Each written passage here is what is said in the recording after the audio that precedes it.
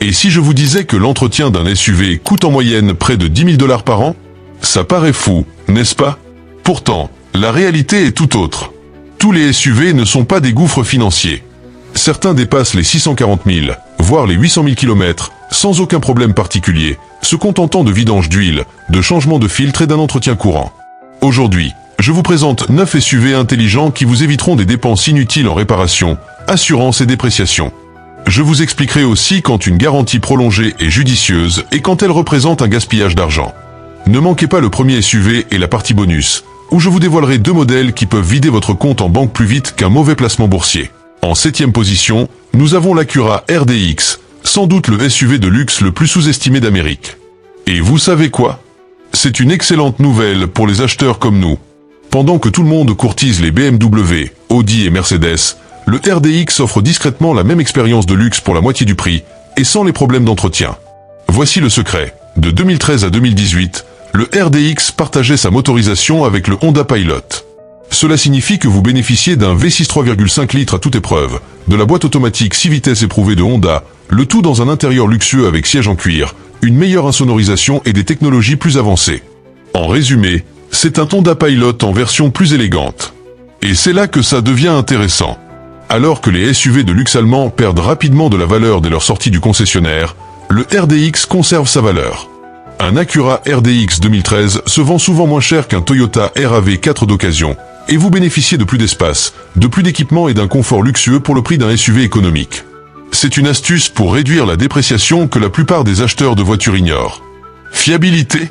De nombreux propriétaires de RDX affirment avoir parcouru 240 000 km sans autre entretien qu'un entretien courant.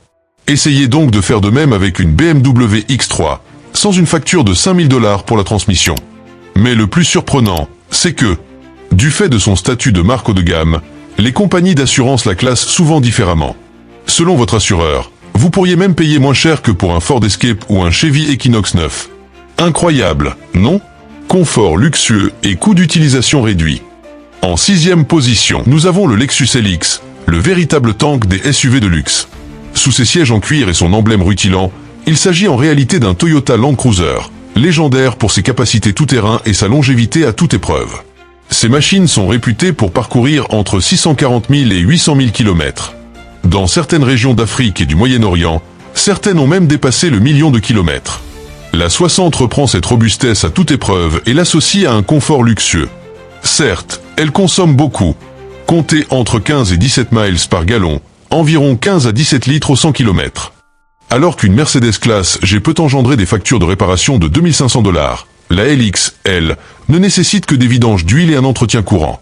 Et le plus étonnant, c'est que sa dépréciation est quasi inexistante. Les modèles LX d'occasion atteignent toujours des prix astronomiques, car chacun sait qu'une fois qu'on en a acheté un, on n'a plus jamais besoin d'un autre SUV. Si vous recherchez le summum du luxe, de la longévité et de la valeur de revente, le LX est ce qui se rapproche le plus de la fiabilité à toute épreuve. Et croyez-moi, le prochain SUV va bouleverser tout ce que vous pensiez savoir sur l'ingénierie japonaise. Vous n'imaginez pas sa longévité. En 5e position, on retrouve le Subaru Forester, un SUV compact quasiment indestructible. Consumer Report lui a attribué l'incroyable score de fiabilité de 98%, ce qui se rapproche le plus de la perfection dans le monde automobile. Abordons maintenant le sujet qui fâche, les transmissions CVT de Subaru. Il y a 10 ans, elles présentaient des problèmes. Mais voici la vérité. Subaru a résolu le problème. En changeant l'huile de la transmission CVT tous les 48 000 km, vous éviterez les mauvaises surprises et votre SUV fonctionnera parfaitement pendant des décennies. Les propriétaires de Forester dépassent régulièrement les 320 000 km. Grâce à la fidélité de sa clientèle, la marque affiche une valeur de revente exceptionnelle. Ainsi, lorsque vous souhaiterez changer de véhicule, vous récupérez davantage d'argent qu'avec des concurrents comme Nissan ou Ford. Ajoutez à cela la transmission intégrale de série, d'excellentes notes aux tests de sécurité et une consommation de carburant supérieure à celle de nombreux SUV de taille moyenne, et vous obtenez l'un des achats les plus judicieux du marché. En 4e position, on retrouve le Hyundai Santa Fe, un nom qui pourrait vous surprendre. Il y a 10 ans, Hyundai n'était pas vraiment réputé pour sa fiabilité, mais le Santa Fe a complètement changé la donne. Son secret? La garantie.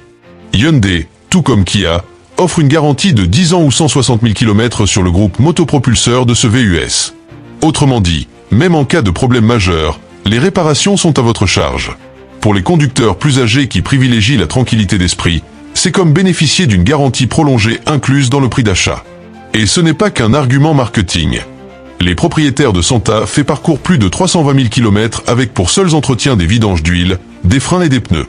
La consommation de carburant est raisonnable, la valeur de revente ne cesse d'augmenter et les primes d'assurance sont généralement moins élevées que celles de ses concurrents comme Jeep ou Volkswagen. Si vous recherchez un SUV alliant prix abordable et fiabilité à toute épreuve, le Santa Fe est un excellent choix. Le Mazda CX-5 se hisse dans le top 3, prouvant qu'il n'est pas nécessaire de choisir entre style et fiabilité. La plupart des SUV compacts donnent l'impression d'être des appareils électroménagers, mais le CX-5 offre une conduite véritablement agréable.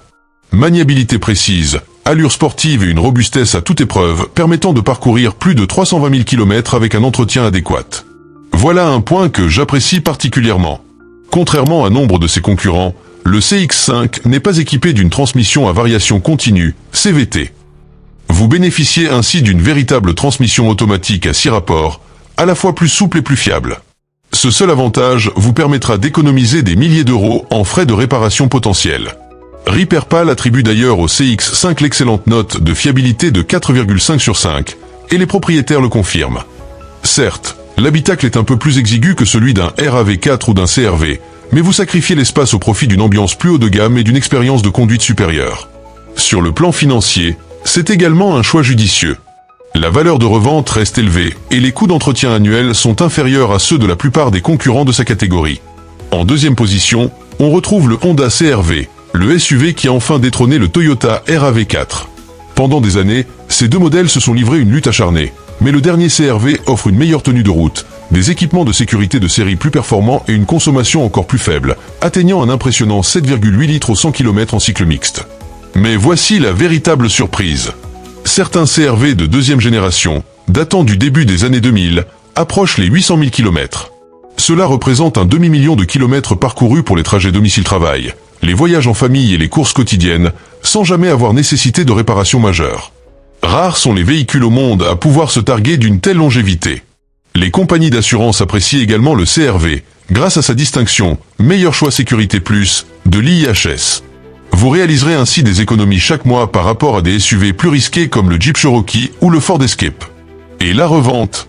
La réputation de fiabilité de Honda maintient sa valeur à un niveau élevé, vous évitant ainsi une perte financière au moment de la revente. En résumé, le CR-V prouve que praticité rime avec ennui. La Honda HR-V arrive en tête. Petite sœur du CR-V, elle est tout aussi robuste. Ne vous fiez pas à sa taille compacte. Le HR-V est l'un des petits SUV les plus fiables du marché, et il bénéficie du savoir-faire légendaire de Honda. Ses propriétaires font régulièrement état de 240 000 à 320 000 km parcourus sans presque aucune réparation majeure. Plus compact que le CR-V, le HR-V offre une consommation encore plus faible, jusqu'à 6,9 litres au 100 km sur autoroute, tout en conservant l'excellent niveau de sécurité des véhicules Honda. Les compagnies d'assurance apprécient également ce SUV.